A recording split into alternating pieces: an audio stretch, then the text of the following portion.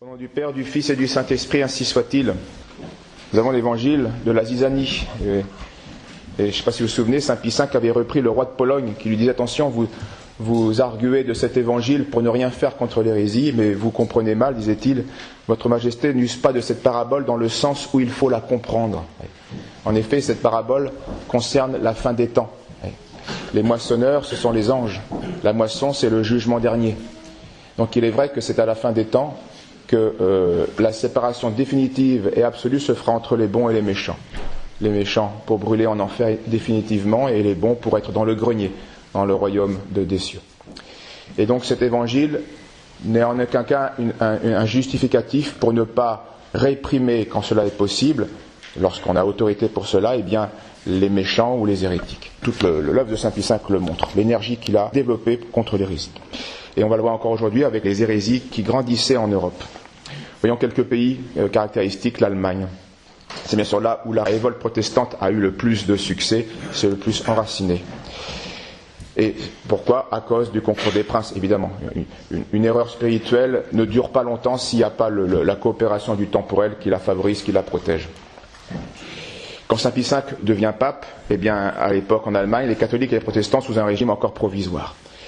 Et le seul soutien du catholicisme était l'empereur, Ferdinand.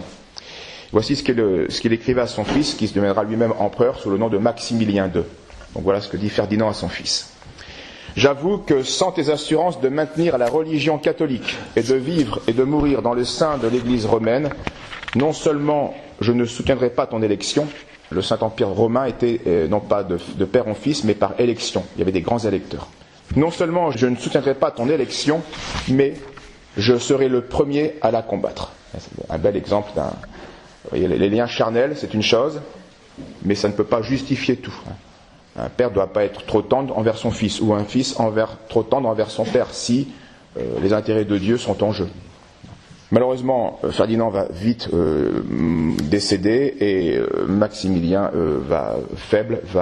Les princes protestants vont en profiter, vont convoquer une diète afin, disait-il, afin d'aider le jeune empereur à se libérer du papisme et à perpétrer la ruine de l'idolâtrie et de la superstition. Dans la logique calviniste, la superstition, c'est la vénération que nous avons pour les saints qui sont au ciel, et l'idolâtrie, c'est l'adoration de la Sainte Eucharistie, de Jésus-Christ présent, caché sous les voiles de l'hostie. Parce qu'ils prétendaient être évangéliques, les protestants, mais ils n'ont pas hésité à piétiner l'évangile. Jésus dit, ceci est mon corps. Bon, alors Jésus est vérité ou pas ? Il dit, ceci est mon corps. C'est son corps ou pas son corps ? C'est son corps, il l'a dit. Les évangéliques disaient que non, c'était l'image de son corps, c'était le symbole de son corps. Voilà la logique protestante hérétique. Donc, danger en Allemagne, la diète est convoquée à Augsbourg, sous le prétexte de protéger les frontières contre l'Empire turc, mais Saint Pie V n'est pas dupe, il va envoyer son meilleur légat, en qui il avait toute confiance, comme Andone, un cardinal, et il lui ajoute de bons et grands théologiens, dont Saint Pierre Canisius, et va donner des directives très précises aux évêques allemands.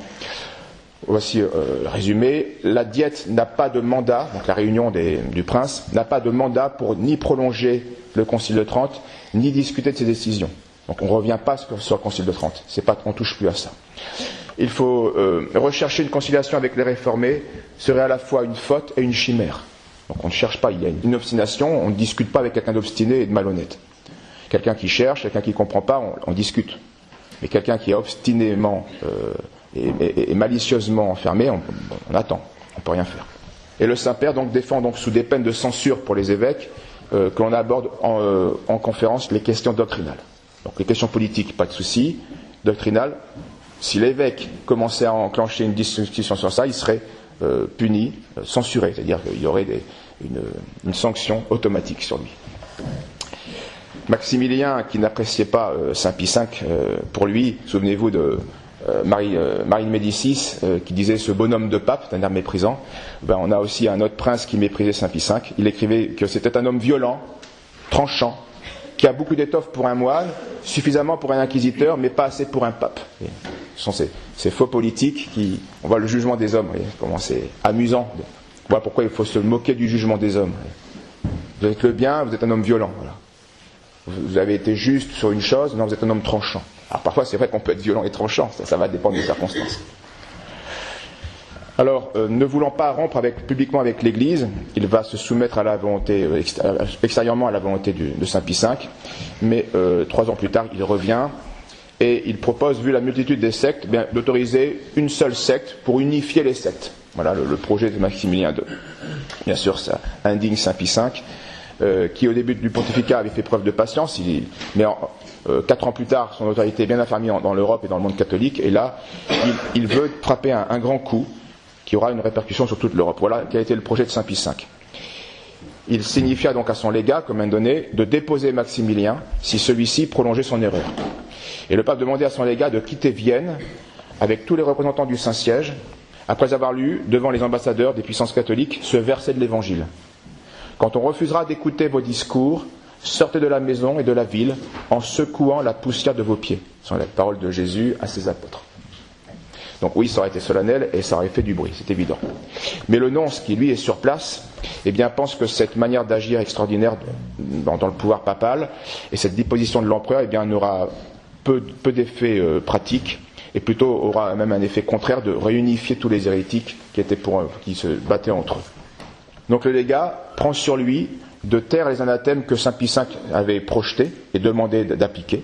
Donc c'est quand même conséquent. Et il va plutôt se contenter d'influer sur l'hésitation de Maximilien. Donc faire traîner la chose pour qu'elle perde de sa force et s'étouffe par elle-même. Et de fait, la politique change, les personnes changent et l'intérêt politique va lui conseiller une attitude plus catholique au désespoir des réformés, à la joie du légat. En tout cas, remarquez que cette hardiesse du légat, qui normalement est supposé appliquer c'est qu'un commissionnaire, un légat. Le pape l'envoie pour faire ceci. Mais sur place, le légat a jugé qu'il fallait faire cela.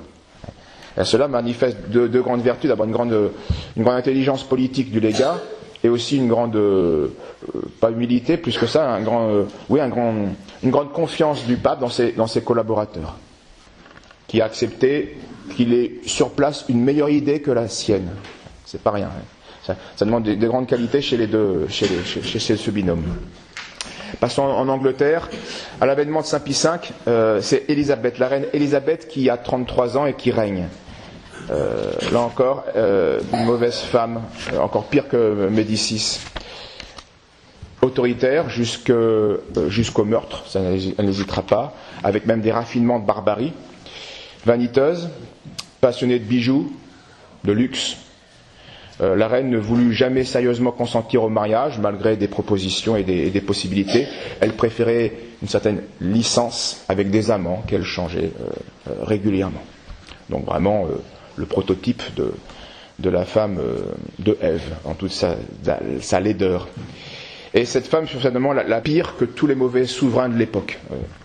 C'est elle qui va abolir la messe catholique dans son pays et qui va chasser tous les évêques du pays pendant des décennies. Saint Pie V va intervenir d'abord en faveur de Marie Stuart, qui était la jeune reine catholique d'Écosse, et qui va devoir affronter le peuple qui est acquis aux idées protestantes, enfin plutôt calvinistes, particulièrement une secte fondée par Knox, qu'on appelle les presbytériens. Donc la situation de cette reine catholique est très instable et très difficile. Pie V va d'abord presser les princes catholiques pour lui porter secours. Mais devant leur inertie, ils n'ont pas... Oui, on peut comprendre aussi les princes, c'est pas facile d'intervenir à l'étranger. Rien ne se fait du côté des princes. Alors le pape intervient lui-même par une lettre à la reine d'Écosse. Voici un passage. Dans la crainte que nos péchés ne nous rendissent indignes d'être exaucés, nous avons recouru à l'intercession d'un grand nombre de religieux et de prêtres. Donc je demande de prier pour la reine. Nous eussions désiré même exposer pour vous notre vie. Maintenant que le poids des années et de tant d'immenses occupations nous empêchent de nous transporter en Écosse, nous vous envoyons en qualité de nonce l'évêque de Montréal, probre, savant, circonspect, digne de votre crédit et prêt à vous servir. Alors Marie Stuart va remercier chaleureusement Saint Pie V, elle lui annonce la naissance de son fils à l'occasion. Et donc cette lettre presque publique du pape à la reine va calmer les convoitises d'Élisabeth, qui craint que si elle intervient, elle va provoquer justement ce qui ne s'est pas fait, la coalition des pays catholiques, et donc elle laisse tranquille la reine pour l'instant.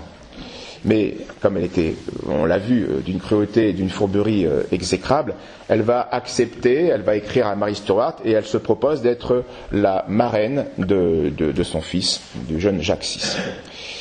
La cérémonie aura lieu à Édimbourg et le catholicisme va pendant un certain temps retrouver une certaine faveur en Écosse, même des conversions, et même un archevêque va pouvoir revenir et trouver sa juridiction. Mais la guerre religieuse va reprendre à cause des presbytériens et Mary Stuart va imprudemment passer en Angleterre pour se protéger, où l'attendait non pas un refuge comme lui avait fait entendre sa cousine Élisabeth, mais une prison définitive. Elle va être ensuite emprisonnée de château en château pendant 18 ans et exécutée finalement. Donc Élisabeth fait couper à la hache la tête de sa cousine. Ouais. Alors un événement important arrive à ce moment-là, c'est le duc de Norfolk avec 2 comtes qui vont prendre l'initiative d'un soulèvement pour délivrer Mary Stuart des mains d'Élisabeth. Ils vont s'ouvrir de ce projet au pape. Et Saint Pie V va approuver et louer ce projet. Voici ce qu'il leur écrivait. Nous nous affligeons qu'il ait été réservé au temps de notre pontificat de voir le venin de tant d'hérésies, si abominables, porter autant de coups mortels à la République chrétienne.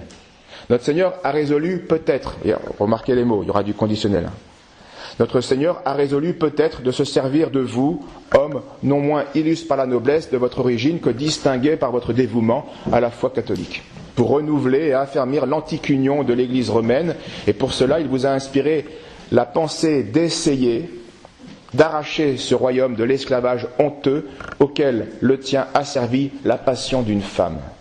Nous accordons dans le Seigneur, ainsi qu'il est juste, à ces pieux et religieux efforts, les louanges qu'ils méritent.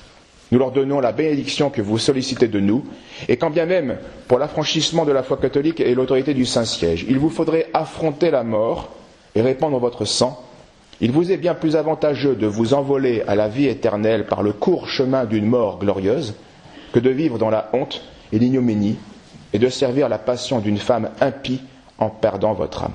C'est une très belle lettre. Mais Saint Pie V n'est pas que spirituel, il est aussi pratique. Et donc il va informer les organisateurs qui préparent une insurrection, qu'il leur fera remettre une aide financière importante, parce qu'il faut de l'argent. Ces hommes vont d'abord dans un premier temps triompher par les armes, mais malheureusement le changement de résidence de Mary Stuart d'un château à un autre fait échouer le projet, puisque le château visé est maintenant vide. Et donc là après, bien sûr, Élisabeth se ressaisit et ça change la donne. Donc c'est finalement un échec. Et la vengeance d'Élisabeth, vous imaginez bien qu'elle va être cruelle, terrible. On estime à 800 personnes au moins condamnées, et au moins 4000 catholiques arrêtés pendant cette période-là. À Philippe II, le roi d'Espagne, qui va demander la grâce d'un vieillard qui était condamné à mort, qui avait 80 ans, donc qui ne pouvait pas être un danger pour Élisabeth. Élisabeth, écoutez bien la réponse qu'elle donne à l'ambassadeur d'Espagne.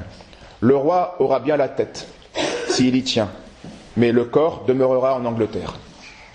Saint Pie V ne reste pas insensible à cette persécution, et tandis que les princes catholiques se retranchent derrière des intérêts qui les empêchent d'intervenir, il va élever la voix pour blâmer ce choix, et puis essayer de consoler de nouveau Mary Stuart. Il lui écrit ceci. « Ma très chère fille en Jésus-Christ », il lui donc manifeste sa compassion, puis dit « Nous ne serions... » Écoutez cette phrase, elle est emprisonnée pour 18 ans, elle ne le sait pas encore, mais enfin elle sait bien que le projet a échoué, donc on est plutôt triste et abattu, hein, c'est plutôt ça. Voici ce qu'il lui écrit. Nous ne saurions nous affliger de votre sort, ni vous estimer malheureuse sous une si cruelle captivité, vous que notre divin Sauveur appelle lui-même heureuse. Ah oui, c'est les béatitudes. Bienheureux ceux qui souffrent persécution pour la justice. Bienheureux ceux qui souffrent. En effet, comment pourrions-nous estimer misérable une reine qui souffre une si étrange persécution pour la justice, qui a essuyé tant de travaux et qui s'est exposée à tant de dangers pour conserver la véritable religion? Ces disgrâces sont véritablement difficiles à souffrir et la nature, qui n'agit que par les sens, y trouve d'horribles répugnances. Ah oui, Saint Pie V est aussi réaliste, c'est bien que c'est très douloureux. Mais l'amour de Dieu dans la douceur surpasse toutes celles de la terre, en a ôté toute l'amertume et vous les a rendues faciles et agréables. Ma très chère fille, si la perte de votre royaume, de votre couronne, de vos biens vous cause du chagrin et du trouble, dissipez-les par la considération que ni les honneurs, ni les richesses du monde ne doivent être l'objet de vos désirs, ni de votre amour, puisqu'il faut nécessairement les quitter avec la vie. Si nous devons soupirer auprès des biens, ce n'est pas pour les caducs et périssables de la terre, mais pour les éternels que nous posséderons un jour sans craindre de les perdre. Enfin, le pape va promulguer la fameuse et très connue donc bulle Regnans in Excelsis, qui va excommunier publiquement la reine d'Angleterre et va délier tous les catholiques, tous ces sujets de son obéissance, en 1570. Donc à partir de ce moment-là, Élisabeth n'est plus la reine légitime d'Angleterre, par le pouvoir pontifical, qui a un pouvoir sur les baptisés, même prince. Le pape, dans cette bulle, d'abord l'appelle bien la prétendue reine d'Angleterre. Et il va rappeler toute son œuvre, toutes ses actions néfastes. Elle a fait disparaître le saint sacrifice de la messe. Elle a introduit les livres hérétiques de Calvin. Elle a chassé les prêtres et les évêques de son pays. Elle a interdit les règles canoniques. Elle a obligé par serment de se faire reconnaître comme étant maîtresse dans le temporel et le spirituel. Élisabeth est la papesse de l'anglicanisme, si on veut. Elle a emprisonné et fait mourir quantité de catholiques. Puis, il écrivait, « Nous comprenons que son âme est obstinée et endurcie. » Ce n'est pas une faiblesse passagère, évidemment. C'est pourquoi, appuyé sur l'autorité de celui qui a voulu nous mettre sur le trône de la suprême justice, malgré l'indignité de nos mérites, pour une telle charge, et en vertu de la plénitude de notre pouvoir apostolique, nous déclarons la sudite, Élisabeth hérétique et fauteur d'hérésie. Et nous déclarons que ceux qui lui restaient attachés ont encore eu la peine des mêmes anathèmes, et ont été séparés du corps du Christ. De plus, nous la déclarons privée de tout droit au dit royaume d'Angleterre, et déclarons tous ces sujets à jamais libérés de toutes sortes de fidélité et d'obéissance. Maintenant, restez à publier cette bulle en Angleterre pour qu'elle puisse rentrer en action. Il faut la publier là où ça se passe. Et malgré une surveillance extrême et la menace des pires châtiments, évidemment, un matin, la population de Londres va pouvoir lire cette bulle pontificale qui a été affichée dans la nuit. Fureur d'Élisabeth, vous imaginez, et donc la police, à force d'enquête et de torture, va finalement trouver le coupable. C'est un gentilhomme, John Felton. Retenons ce nom, c'est un martyr, on peut le dire. Et loin de arrêter, loin de renier son acte, bien sûr, il le revendique et avec honneur. Et il déclare qu'ils peuvent bien le tuer. De nombreux exemplaires ont été recopiés et circulent en ce moment dans l'Angleterre et à Londres particulièrement. Donc la bulle est publiée, elle ne peut plus rien faire. Bien sûr, Élisabeth exige sa mort. Et pendant ce temps, eh bien, Saint Pie V essaye de convaincre Philippe II d'aller en Angleterre de manière militaire, mais Philippe II a la crainte que la France, donc c'est Charles, on l'a vu, Charles IX, avec cette politique de Médicis exécrable, que la France en profite pour envahir les Pays-Bas, où il y a un conflit qu'on va voir à l'instant, et donc renonce au projet d'Angleterre. Et là, la politique de la France est vraiment exécrable à cette époque. Finissons par un mot sur l'Espagne. Grâce à l'Inquisition, les colonies protestantes de Cordoue, Séville, Tolède ont disparu. Et là, ça a été ciblé et la zizanie a été arrachée. Et ça empêche toute une ville, tout un pays, toute une région de se corrompre. Donc quand on peut arracher les mauvaises herbes, on l'a fait. Dans le temps, même dans le temps. Bien sûr, il ne s'agit pas de damner les gens. Ça, c'est le jugement de la moisson finale. Mais le gros point faible de l'Empire espagnol, ce sont les Flandres, à l'époque. L'université de Louvain était devenue un foyer de doctrine hétérodoxe. Il y a notamment Baius, un théologien de l'époque, qui va être condamné par Saint Pie V, d'abord de manière très bénigne, c'est-à-dire que 80 propositions de ses livres vont être condamnées, mais on ne cite pas l'auteur et on ne cite pas le livre qui est condamné. C'est la pensée qui est condamnée. Donc Saint Pie V espérait que Baius, avec allait revenir de lui-même à la bonne doctrine. Malheureusement, après 3 ans, ça ne marche pas. Alors là, Saint Pie V exige, donne un bref, pour que Baius se soumette et interdit de discuter de ces sujets de la grâce, tous les protagonistes de cette histoire. Baius finira par se soumettre. Il n'en sera pas de même de Guillaume de Nassau, qui est un prince des Flandres, marié à une protestante, Anne de Saxe, et qui voit dans une révolte contre le catholicisme un double avantage. D'abord, confisquer les biens ecclésiastiques, donc s'enrichir alors qu'il avait des dettes. Et deuxième avantage, eh bien, d'obtenir des princes la reconnaissance de son autorité, qui sont eux plutôt favorables au protestantisme. Alors habilement, il va préparer une rébellion pour atteindre à la fois l'Espagne et le catholicisme. Et c'est assez facile car l'agitation des calvinistes, des prédicants, va devenir ensuite une émeute, puis l'émeute va devenir une guerre de religion.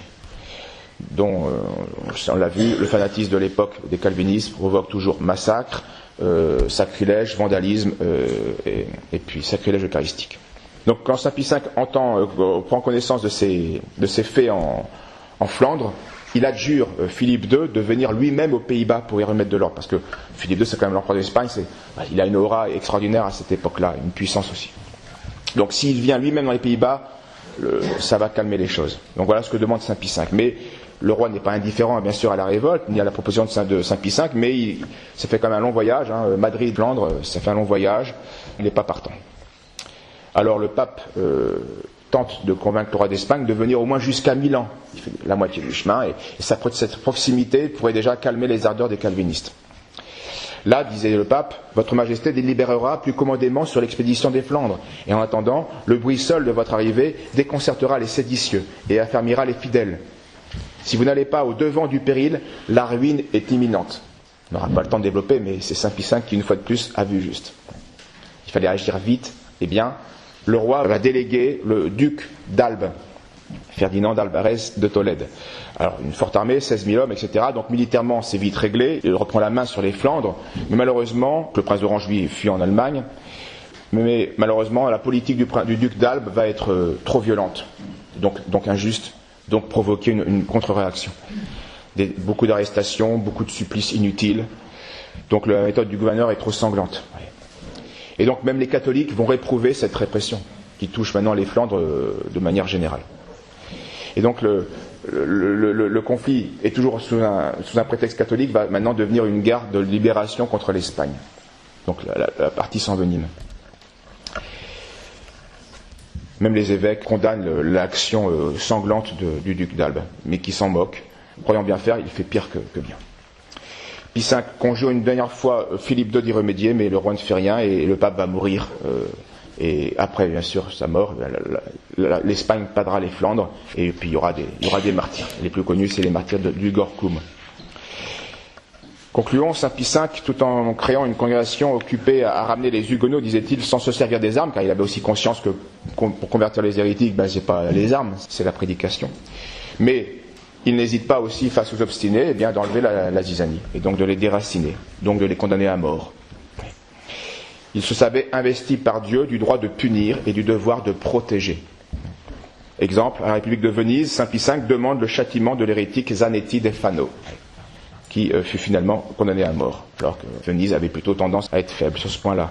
De même à Florence, comme de Médicis fait arrêter et exécuter Pierre Carnecini, un pronotaire apostat, donc un magistrat catholique, mais qui est apostat maintenant, et qui pendant 27 ans à son poste a dilapidé les revenus de l'Église pour subventionner l'hérésie protestante. Vous comprenez, c'est quand même conséquent comme faute.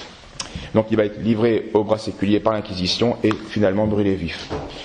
Dernier exemple, en Italie du Nord, un ministre, puis un apostat, François Cellaria, qui avait troublé et fasciné les catholiques de Mantoue.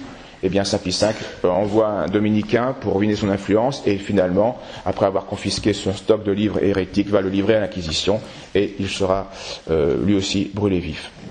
Un duc, le duc, souvenez-vous de Albuquerque, donc de la région de Mantoue et de Milan, va protester contre le droit du pape d'arrêter les hérétiques hors de ses États, puisque c'est pas les États du Saint-Siège.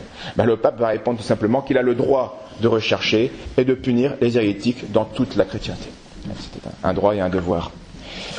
Oublions un peu la politique, je dirais, générale de l'Europe, et maintenant venons à notre âme. Retenons cette énergie exemplaire de Saint Pie V pour lutter contre les vices, de quel qu'ils soient. Souvenez-vous, dans la Sainte Écriture, Dieu donne des ordres à Josué. Josué, c'est Jésus. Dieu donne des ordres à Josué d'exterminer 8 tribus, 7 ou 8 tribus, 8 peuples, qu'il fallait exterminer pour prendre possession de la Terre Sainte. Et par faiblesse et par lassitude, le peuple d'Israël ne le fera pas à l'époque. Attention, pas d'anachronisme, d'accord ? À l'époque, il ne le fait pas. Et ils sont réprouvés par Dieu. J'avais demandé que tu extermines ces tribus, parce qu'il y a un danger pour toi, tu ne l'as pas fait, tu en reprendras les conséquences et tu en souffriras, et tu chuteras. Et tous les pères d'église savent bien que c'est un enseignement spirituel.